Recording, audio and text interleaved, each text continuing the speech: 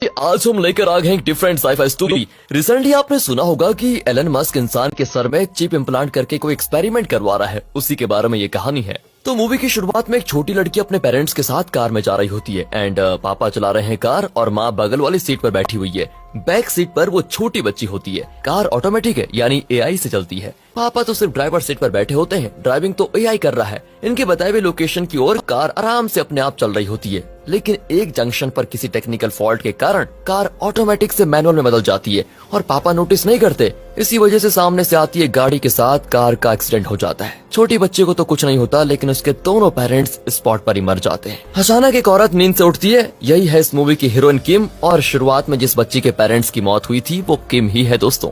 इतने साल बाद भी किम को उस एक्सीडेंट के बारे में सपने आते रहते हैं। वो ठीक से सो भी नहीं पाती एंड वो उठकर अब वर्कआउट करके कॉफी पी रही होती है। तभी उसके सामने एक होलोग्राम आ जाता है जिसमें उसकी आईडी और डिटेल्स होती हैं। अच्छा, आपको पता है किम वैसे एक पुलिस ऑफिसर है और फ्यूचर के जमाने में पुलिस ऑफिसर्स के सर में एक एआई चिप को इम्प्लांट किया जाता है। इसके जरिए ना सारे ऑफिसर्स को अपने डिपार्टमेंट के रिकॉर्ड्स होलोग्राम के रूप में दिखाई देते हैं, जिन्हें वो कहीं से भी एक्सेस कर सकते हैं। किम भी अपनी आईडी से लॉगिन करती है तो उसे डिपार्टमेंट की लेटेस्ट न्यूज दिखती है। एक मैसेज में लिखा होता है कि एक एडवांस्ड एआई की टेस्टिंग के लिए उन्हें वॉलंटियर्स की जरूरत है। और उस मैसेज को देखते किम उसको डिलीट कर देती है, क्योंकि किम को ना एआई से सख्त नफरत है, सख्त। वो मानती है कि एआई की वजह से ही बचपन में उसका एक्सीडेंट हुआ था जिसमें उसके पेरेंट्स मारे गए। लेकिन पुलिस डिपार्टमेंट में तो सब कुछ एआई के जरिए ही होता है, जिस वजह से किम को मजबूरन अपने सर में एआई चिप इम्प्लांट करना पड़ा। तभी एक अलर्ट आता है कि एक जगह पर कोई प्रॉब्लम हुई है। अगर एआई ना होता तो इन्हें हर पुलिस ऑफिसर को अलग अलग इन्फॉर्मेशन देना पड़ता, लेकिन क्योंकि ये चिप हर पुलिस ऑफिसर के अंदर इम्प्लांट किया हुआ है तो सबको होलोग्राम के द्वारा ये अलर्ट मिल जाता है। किम भी तुरंत उस जगह पर पहुंच जाती है जहां पर एक गैंग सिक्योरिटी गार्ड्स को मारकर हार्ड डिस्क वगैरह चुरा रहे होते हैं।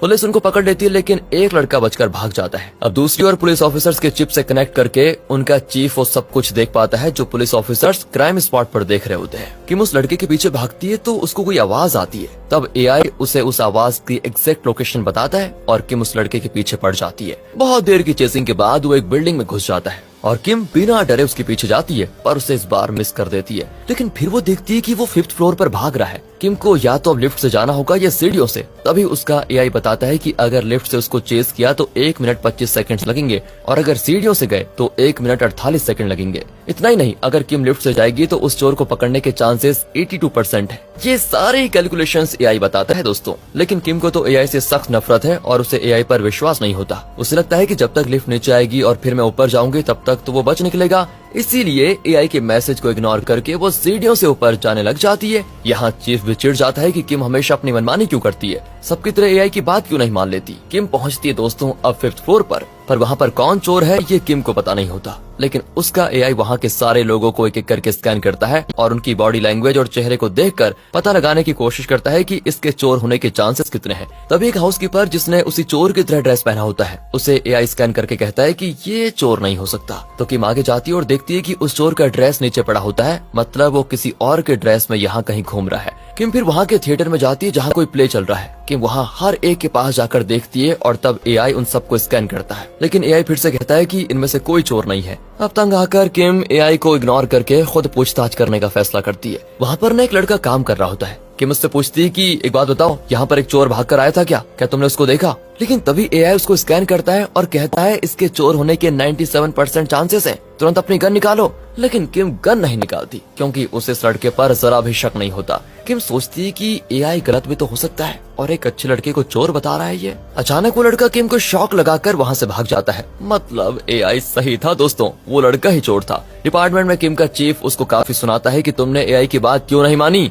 उसके अकॉर्डिंग काम क्यों नहीं किया तुमने। एक तो चोर भाग गया, ऊपर से तुम्हें घायल करके चला गया। देखो, किम अपने पक्ष में कहती है कि सर एआई गलत भी तो हो सकता है, हमें उसकी सारी बात नहीं माननी चाहिए। चीफ उसे फिर से कहता है कि देखो, जिनसे तुम्हारे पापा की मौत हुई वो सारे पुराने जमाने के एआई मॉडल्स थे। ये 3rd जनरेशन के एआई है जो कभी गलत नहीं होते। देखो, अगर तुम्हें अपनी नौकरी बरकरार रखनी है तो तुम हमारे नए एआई टेस्टिंग प्रोजेक्ट की सब्जेक्ट बन जाओ। तुम्हें बस उस नए एआई से कनेक्ट होकर एक केस को सॉल्व करना है। अगर तुम वो प्रोजेक्ट नहीं करना चाहती तो तुम्हें अपनी पुलिस की नौकरी से हाथ धोना पड़ जाएगा। एंड अब किम जो नॉर्मल एआई से सख्त नफरत करती थी वो एडवांस एआई के लिए थोड़ी मानने वाली थी। वो चीफ के साथ बहुत बहस करती है, लेकिन आखिरकार उसको मानना ही पड़ता है। और अब चीफ और उसका असिस्टेंट किम को उस नए एआई से कनेक्ट करते हैं, यानी किम के सर में जो चिप लगा हुआ है उसके साथ एडवांस्ड एआई को कनेक्ट कर देते हैं। अचानक किम को किसी की आवाज सुनाई देती है कि हेलो, आप ठीक तो है ना, किम घबरा कर कहती कि सर मुझसे कोई बात कर रहा है। चीफ भी कहता है कि वो कोई और नहीं, नया एआई है जो तुम्हारी चिप से कनेक्ट हो चुका है। तब किम को एक ब्लू रिंग दिखती है जो फिर से किम से पूछता है कि बोलिए किम, आप ठीक तो है ना। किम उसकी ओर इशारा करके कहती है कि सर वो क्या है। चीफ कहता है कि वो जो भी है सिर्फ तुम्हें दिखेगा, क्योंकि सिर्फ तुम ही उसके साथ कनेक्टेड हो, बाकी लोगों को कुछ नहीं दिखेगा। किम तो दोस्तों और ज्यादा गुस्सा हो जाती है कि मैं पहले से एआई से नफरत करती थी और अब लोगों ने मेरे अंदर एडवांस्ड एआई डाल दिया है, मुझे नहीं चाहिए एआई। वो कहती है कि इसको डिस्कनेक्ट कर दीजिए प्लीज, और मेरे सर से चिप भी निकाल दीजिए, नहीं चाहिए पुलिस की नौकरी मुझे। चीफ भी कहता है कि देखो ओवर रिएक्ट मत करो, तुम्हें जिंदगी भर इस एआई के साथ घर नहीं चलाना है, समझी, सिर्फ एक केस को सॉल्व करना है, फिर खुद निकाल देना इस चिप को तुम। और ये सुनकर किम भी मान जाती है और उस एआई के साथ कार में जा रही होती है। अब एआई कहता है कि देखिए, अगर मुझे एक रिंग के रूप में देखना आपको अच्छा नहीं लगता तो मैं इंसान का रूप ले सकता हूँ। कहकर दोस्तों वो एक आदमी का रूप ले लेता है। असल में ये एआई कोई सॉलिड रूप नहीं, सिर्फ एक होलोग्राम है जो सिर्फ किम को दिखेगा। एआई कहता है कि आप इजाजत दे तो मैं कार चला सकता हूँ। इस पर किम चिढ़ जाती है कि आइंदा कभी कार चलाने की बात तो मत ही करना मेरे सामने। एंड यहाँ से वो सीधे पहुँचते हैं क्राइम सीन पर जहाँ पर एक कत्ल होता है। एआई भी उसके पीछे जाता है। वहाँ फॉरेंसिक डिपार्टमेंट की एक स्टाफ होती है जो किम को लाश के पास लेकर जाती है। किम एआई को भी बुलाती है तो वो तो चौंक जाती है कि आप किसे बुला रही हैं। तब किम रियलाइज करती है कि दूसरों को एआई नहीं दिखेगा। वो चुपचाप लाश को देखती है, फिर उसका अच्छे से स्कैन करती है और किम की आंखों के सामने एक होलोग्राम में विक्टिम की सारी डिटेल्स आ जाती है। यही नहीं, उसकी हड्डियां भी स्कैन होती हैं, जिससे पता चल जाता है कि कितनी हड्डियां टूटी हैं। किम को तो लगता है कि ये कोई कार एक्सीडेंट है, पर एआई कहता है कि इस लड़की के हाथों में जो खरोंचे हैं उससे लगता है कि इसकी किसी से लड़ाई हुई थी, मतलब ये कत्ल है। पर दोस्तों किम उसकी बात को इग्नोर कर देती है। एआई कहता है कि इस लड़की की कोई भी चीज चोरी नहीं हुई है, मतलब जिसने कत्ल किया है वो चोर नहीं है और ना ही उसने इसको अब्यूज किया है, मतलब कातिल इसको जानता था। लेकिन दोस्तों फिर से किम उसे अनसुना करके विक्टिम के घर जाने के लिए निकल जाती है। अब एआई पूछता है कि अरे आप मेरी बात सुन क्यों नहीं रही है। किम भी हाथ उठाकर कहती है कि तुम एआई हो, एआई की तरह रहो, समझे, मेरा काम मुझे मत सिखाओ। पर दोस्तों यहाँ पर जब वो एआई से बात कर रही होती है तो फॉरेंसिक वालों को तो लगता है कि किम पागल हो गई है, क्योंकि उन्हें तो एआई दिखता ही नहीं। फिर किम उस विक्टिम के घर पर जाती है, लेकिन वहाँ पर पासवर्ड लॉक लगा होता है। एआई कहता है कि विक्टिम की डिटेल्स के आधार पर मैं उसका पासवर्ड गैस कर सकता हूँ। किम भी पूछती है जरा बताओ क्या है पासवर्ड। एआई कहता है कि 1000 पासवर्ड्स मिले हैं मुझे, उन्हीं में से एक होगा। किम भी अपना माथा पीटती है कि तुम एआई नहीं पागल हो, 1000 पासवर्ड्स, अरे 1000 पासवर्ड्स करते करते मैं पागल हो जाऊंगी, बूढ़ी हो जाऊंगी। कहकर वो एक फायर एक्सटिंग्विशर सिलेंडर से दरवाजा ही तोड़ देती है। असल में विक्टिम एक हेल्थ फूड कंपनी में काम करती थी। किम फ्रिज खोलकर देखती है तो उसमें उसकी कंपनी का कोई भी फूड प्रोडक्ट नहीं होता, और इससे पता चलता है कि विक्टिम को अपनी कंपनी के प्रोडक्ट से सख्त नफरत थी। फिर वहाँ पर कुछ दवाइयाँ होती है जिनको देखकर एआई कहता है कि विक्टिम की बॉडी में कोई ऑर्गन ट्रांसप्लांट किया गया है, ये उसी की दवाइयाँ हैं। लेकिन किम को वहाँ पर ऐसा कोई रिकॉर्ड नहीं मिलता जिससे ये साबित हो जाए कि उसका ऑर्गन ट्रांसप्लांट हुआ है। अब रात को किम क्राइम सीन पर जाती है। एआई पूछता है कि हम वहाँ पर जा क्यों रहे हैं। किम कहती है मुझे जानना है कि मरने से पहले विक्टिम क्या सोच रही थी, उसके साथ हुआ क्या था। पर क्राइम सीन के पास 5 स्कूल स्टूडेंट्स मेडिकल से कुछ दवाइयाँ खरीद कर उन्हें आई ड्रॉप्स में मिक्स कर रहे थे और इस तरह वो नशीला पदार्थ बना रहे थे। वो अपने ग्रुप के एक लड़के की आंखों में नशे वाली ड्रॉप्स डालते हैं। इस लड़के की आंखों में एक स्मार्ट लेंस है जिसमें 24 घंटे वो सब कुछ रिकॉर्ड होता है जो ये देखता है। ड्रॉप्स को डालते उसको बहुत ज्यादा नशा चढ़ जाता है। अब ये देखकर बाकी लोग भी अपनी आंखों में ड्रॉप्स डालने लग जाते हैं, तो किम को देखते ही वो चुपचाप खड़े हो जाते हैं। किम की समझ में नहीं आता कि ये बच्चे मेडिसिन को लेकर कर क्या रहे हैं। तब एआई बताता है कि अरे ये लोग नशीला पदार्थ बनाकर उसे आई ड्रॉप्स में मिक्स करके आंखों में डाल रहे हैं। किम उन्हें समझाती है कि देखो अभी तो मजा आ रहा होगा तुम लोगों को, लेकिन इस नशीले पदार्थ से तुम फ्यूचर में अंधे हो जाओगे। पर वो किम पर हंसते हैं दोस्तों कि तुम कौन हो जो मेरी दादी की तरह यहाँ पर बात कर रही हो, जाओ अपना काम करो। किम कहती है अच्छा मैं पुलिस ऑफिसर हूँ और मैं अपना काम ही कर रही हूँ बेटो। उस ग्रुप का लीडर हंस देता है कि पुलिस है तो क्या हुआ, लो तुम भी थोड़ा ट्राई कर लो। अचानक एआई किम को वार्न करता है कि नीचे झुको, खतरा है। किम ऐसा ही करती है और तब पता चलता है कि पीछे से एक लड़का किम पर हमला करने वाला था, लेकिन एआई की वार्निंग की वजह से वो बच गई। लेकिन वो लौंडे कहते हैं कि अच्छा एक से तो बच गई, अब हम सब मिलकर तुम्हारा जो हाल करेंगे उससे कैसे बचोगी। कहकर वो किम को घेरने लग जाते हैं और तब एआई कहता है कि इनसे मुकाबला करने के लिए मैं तुम्हें अपने 70 सिमुलेशन में से बेस्ट सिमुलेशन दिखाऊंगा, तुम उसी के अकॉर्डिंग फाइट करना। किम भी अपनी आंखें बंद करती है तो कुछ ही सेकंड्स में एआई उसको इन पर हमला करने और खुद को डिफेंड करने का सिमुलेशन दिखाता है। किम भी उसी के मुताबिक उनसे लड़ने लग जाती है, लेकिन वो फिर भी किम पर हमला करने आते हैं। इस बार भी एआई उसको एक बेस्ट सिमुलेशन दिखाना चाहता है, लेकिन किम मना कर देती है और गन निकाल कर उन पर शूट करती है।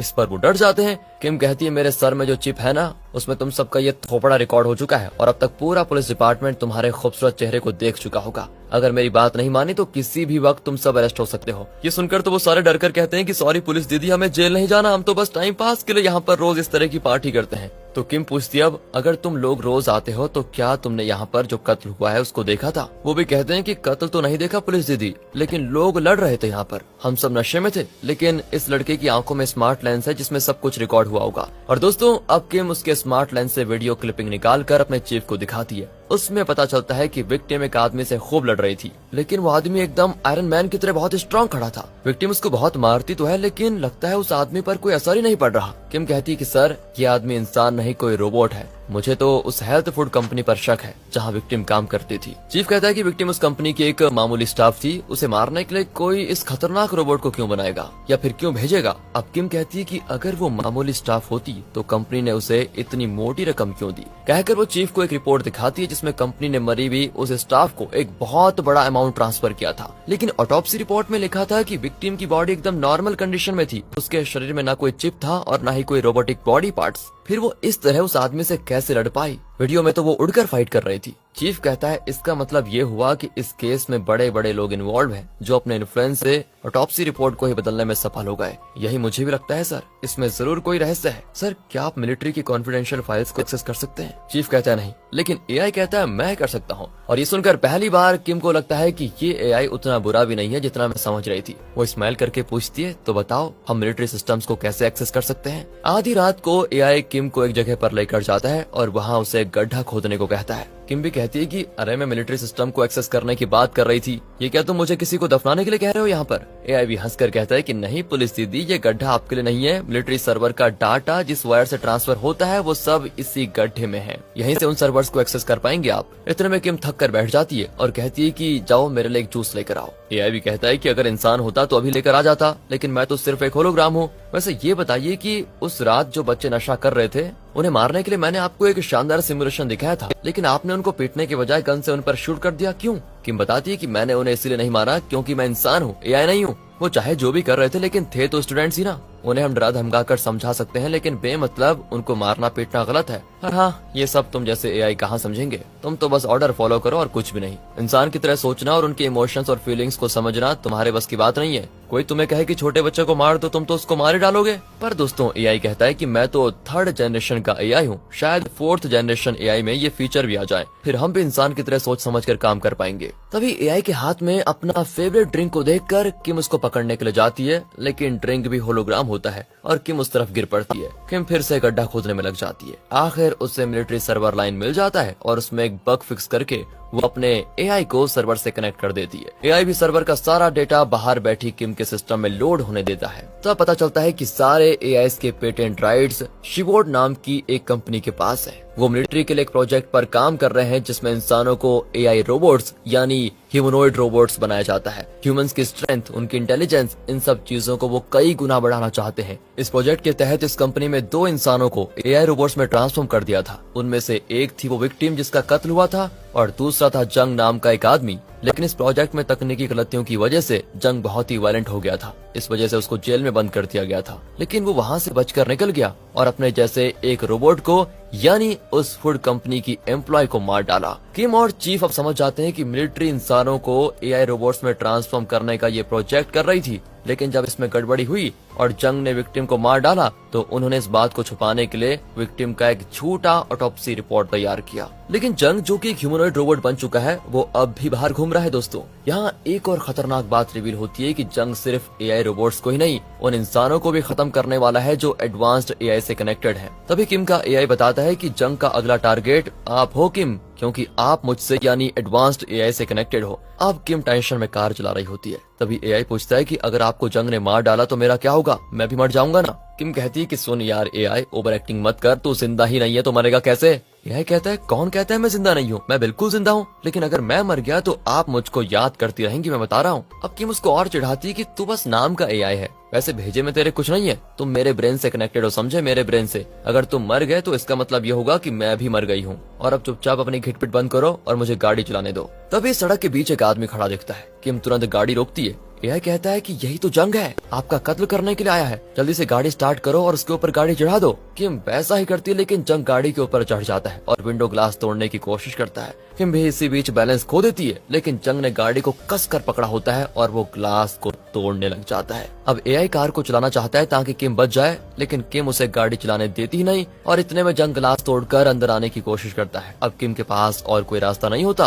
और वो एआई को कार कंट्रोल सौंप देती है। फिर क्या था, एआई कार को कंट्रोल करके सुपर स्पीड पर चलाने लग जाता है। किम तो बिल्कुल आंखें बंद कर देती है क्योंकि उसको डर लगता है कि कहीं उसके पेरेंट्स की तरह उसका भी एक्सीडेंट न हो जाए, और किम को फिर उसी एक्सीडेंट का दृश्य दिखता है। लेकिन इसी बीच एआई हाई स्पीड में जाकर ब्रेक मारता है तो जंग दूर जाकर गिरता है। अब वो कार को मैनुअल मोड में करके किम को देता है और कहता है गाड़ी स्टार्ट करो और जल्दी चलो, उसके ऊपर चढ़ा दो, उसकी कहानी खत्म हो जाएगी। लेकिन किम ऐसा नहीं करना चाहती। एआई कहता है कि फिर एक काम करो, अपने एआई चिप की क्लोनिंग करके जंग के दिमाग से कनेक्ट कर दो, फिर वो अच्छा ह्यूमनॉइड रोबोट बन जाएगा। किम फिर पास के क्लोनिंग गोडाउन में जाकर अपने एआई को क्लोन करती है, लेकिन इसी बीच जंग उठकर वहाँ पर आ जाता है। किम बिल्कुल छुप जाती है। एआई कहता है कि मैं उससे लड़ने का सिमुलेशन दिखाता हूँ, वैसे ही तुम फाइट करना, कहकर वो सिमुलेशन दिखाता है। लेकिन उसमें जंग को मारने के बजाय एआई जंग से मार खाने लग जाता है। इसका मतलब तो ये हुआ कि जंग से कोई लड़ नहीं सकता। किम तो जान बचाकर वहाँ से भागने लग जाती है। अब यहाँ पर जो क्लोनिंग हो रही है उसको पूरा होने में वक्त लगेगा, इसलिए तब तक किम जंग से लड़ने लग जाती है। लेकिन किम की एक भी मार उसको पड़ती नहीं,